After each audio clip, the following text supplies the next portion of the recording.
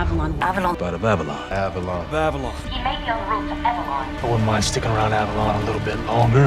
Avalon isn't just Avalon? Quarantine of Avalon. Avalon. Avalon. Avalon. Your ass. In Avalon. Part of Avalon. Avalon. Hey, so what's up with Avalon? See, the last 2 years of Call of Duty titles, much to the dismay of the community, has focused pretty heavily on Avalon, a completely made-up country or city or landmass located just to the south of France, but not in France, because that would mean grounding your game in the real world. And we just can't have that now, can we? And so for that reason, Ukraine became Verdansk, Syria became Urzikstan, Tokyo became Japanese City, and now we have Avalon, which has been featured across countless multiplayer maps, single-player maps, and even zombies maps, before finally being fully explorable within BO7's new endgame mode. And as a natural-born explorer, the first thing that I wanted to do when touching down here was to get a look around and get a sense for the rich culture and fine cuisine of the land. However, I just couldn't shake a certain feeling. Something felt off. I have no idea what time period we're supposed to be in here. I mean, look at me. Oh, actually you can't because I'm cloaked. A brand new technology exclusive to the year 2035, when this game actually takes place. But seeing as this game is actually a sequel to another game that looked like this about 10 years prior in the timeline, you would actually expect for technology to have increased even further than something as simple as cloaking technology. And you know what?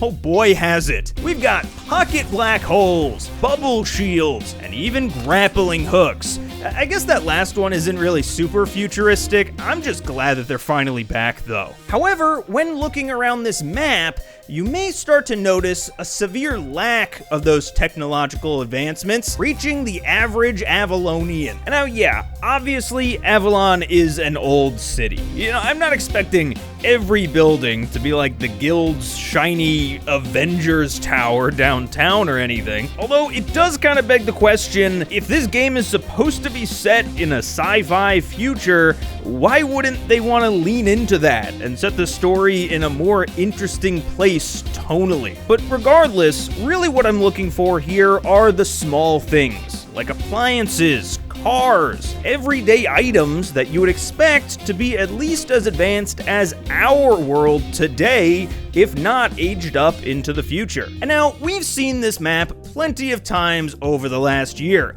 However, all of those maps took place in the 90s, an almost 45-year gap between then and now. So I thought it'd be a perfect little experiment if we could actually find those old maps here in the open world and directly compare and contrast how they've seemed to evolve since the last time that we saw them. And first up is, dude, look, I recognize that child anywhere. Wait, what the what's going? Is this part of the cradle? Harper, are you in there? Wait, where's the parking garage? Did they get rid of the parking garage? Oh, wait a minute, it's like blocked off. Oh, they closed it, interesting. Because I wanted to see if the elevator worked, right? Because there was an elevator right around here. Yeah, I think it was this, right? Did they close the elevator? So as far as red card goes, literally no part of it indicates that it's even in the future, or honestly, even present day for that matter. The same concrete, the same turf, the same mist overtaking the entire field.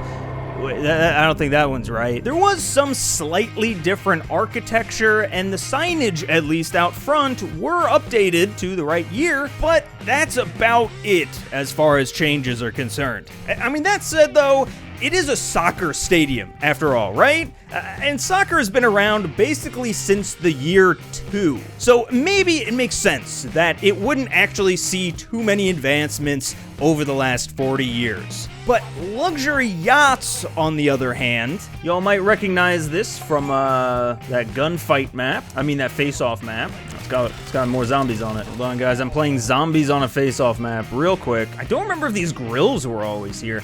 I will say, by and large, this seems mostly untouched. I think in general, it's a weird thing with this game where, like, I almost feel like it's...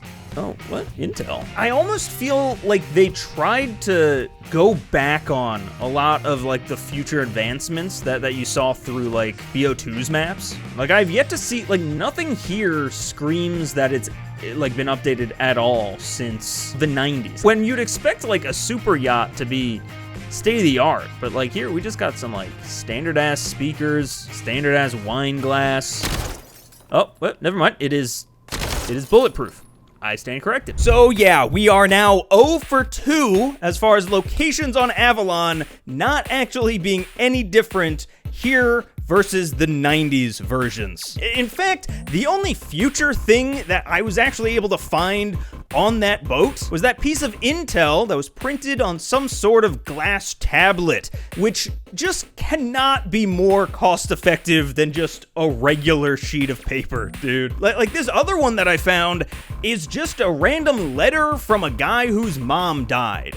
Why wouldn't this be just scribbled on paper? Why the fuck is this on a window? However, Lowtown thankfully wasn't too far away, so I figured that would be my next stop. But before I could even find the actual multiplayer map, I actually stumbled upon something completely different. I think this is actually the campaign mission from BO6, right? Don't you snipe someone from this, like, bell tower? God, let me go somewhere. Okay, no, this is that bell tower.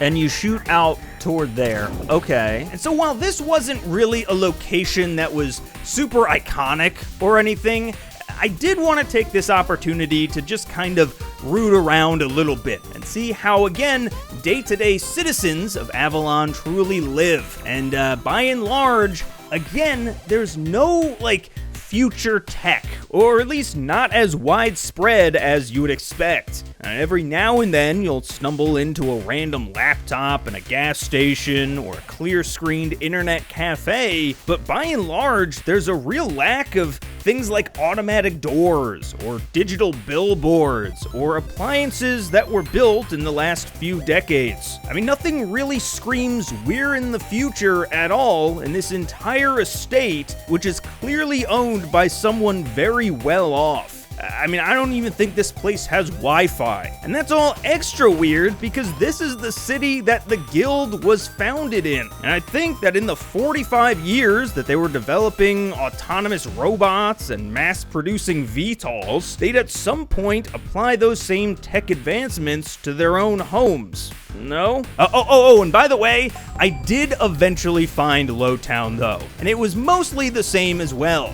Even with the exact same timeless art in the gallery of bananas and a fucking nerd. The big difference here, though, was that the big main building was mysteriously missing, which at least does make sense, seeing how that realistically should have been burned down ages ago. But it's not just BO6 maps that actually take place here. I think this is Yemen right now, right? Like here, all right, let me go to what I think is the spawn. Yeah. All right, hold on a second. I gotta clear this area first. Oh, wait a minute, I'm like interrupting an escort right now. And Yemen, unfortunately, wasn't really the most futuristic map back in the day to really do a great comparison, but there actually was this one futuristic glass-like computer back in the original that here is just replaced with some assorted crap in Avalon. Like it's not even a desk anymore. It's just a pile. I also don't know, this might just be me, but everything just seems a little bit bigger in Avalon compared to the original maps. Now it could just be the FOV, but even height-wise, it's like I'm in a fever dream, where all the proportions are just a little bit off. WMD, which we did obviously get as an actual multiplayer map. Oh, wait a minute, there's interactive.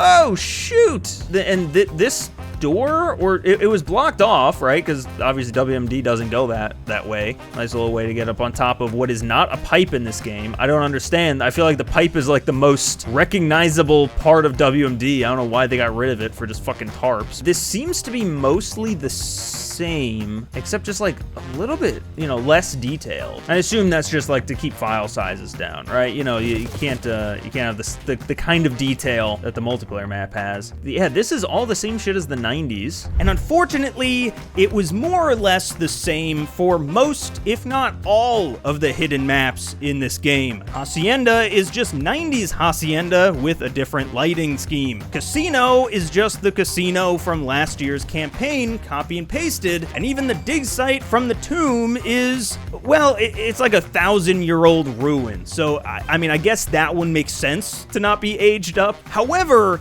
Skyline is actually one of the few exceptions to this rule, with a futuristic science lab sort of thing in place of the hidden bunker inside the building. Although, I have a feeling that that's only there because it was featured as part of the game's campaign, so they kinda had to dress it up a little bit. But there was actually still one last map that I wanted to look at. The map that actually made me initially want to make this video in the first place, and possibly the only map in the game that actually tried to futurify itself. Although, please don't get your hopes up here. This is Stakeout here, and I noticed when, you know, looking through it, it's mostly about the same. Obviously, it's less detailed, right, in general. But one thing, though, that I noticed was that they replaced this fridge over here with, like, a cool fridge, you know? I don't exactly know how to use it, but that might just be because I'm not from the future. But clearly, there is cutlery in here. There are fruits in here, and there's chicken music. So that's what I assumed that the rest of these maps would be like. How about the bathroom? Ooh, future toilet. Now that brings me to my final theory. I'm starting to think that Avalon isn't in the future, but it's also not in the past or present. Avalon exists in this liminal space outside of time, outside of what we as humans can usually perceive. And that's because Avalon isn't real. It's a shared hallucination between all of us that Treyarch has been planting for the last 12 months. Think about it. The red mist at the stadium, the bulletproof glasses, the future toilet. None of it makes any goddamn sense. And that's by design. Black Ops has always been about gaslighting its main character into believing the impossible. It made you believe that zombies were real, that Bell was American, that Mason had a friend. All Avalon is just one massive false memory planted by the developers to make you forget what you know and remember what you don't. A conspiracy that goes all the way to the tippy top. The truth lies. Embrace the madness. The future is black. Well, guess what, buddy? I'm onto you. Or it could just be that the map was supposed to come out last year. That could also be it, maybe.